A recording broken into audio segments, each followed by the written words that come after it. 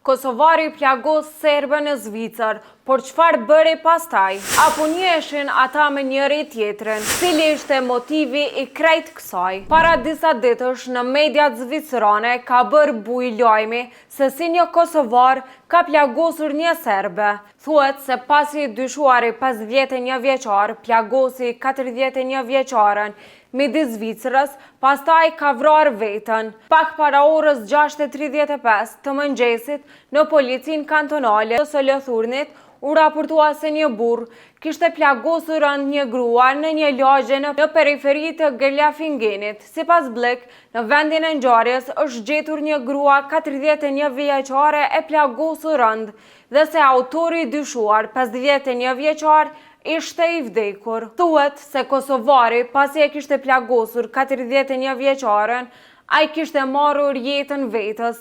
Madje zëdhënësi i mediave për policinë kantonale, Bruno Gribi, kishte thënë se supozojnë se burri mori jetën e tij menjëherë pas krimit, e që në vendin e ngjarjes menjëherë kishin dalur policia si dhe një grup i madh i punonjësve të emergjencës e të shpëtimit. Grua së plagosur menjëherë ju ofrua kujdesi menjëhershëm mjekësor nga shërbimet e urgjencës dhe pastaj u dërgua në një spital në gjendje kritike me një helikopter shpëtimi. Një fqinje aty afër kishte thënë se i ka zgjuar zhurma e helikopterit herët në mëngjes dhe se ka parë nga dritarja të gjitha ambulancat të cilat po qëndronin afër shtëpisë dhe duke thënë se ishte një zhurmë e tmerrshme. Madje, ajo kishte thënë se nuk i njeh në detaje personat që kanë qenë të përfshirë dhe se nuk ndjehej mirë duke e ditur se çfarë kishte ndodhur në rrugën e saj. Ndërsa një fqin tjetër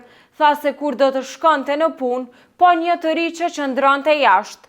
Pastaj një makinë e policisë civile u ngjit dhe oficerët folën me të.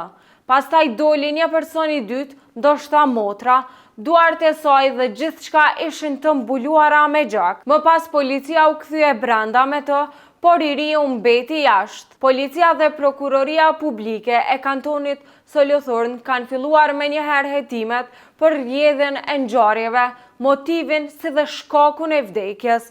Madje po hetohej edhe marrëdhënia mes të dy personave. Sipas informatave deri më tani, e plagosura serbe dhe autori i dyshuar janë njohur me njëri tjetrin më parë.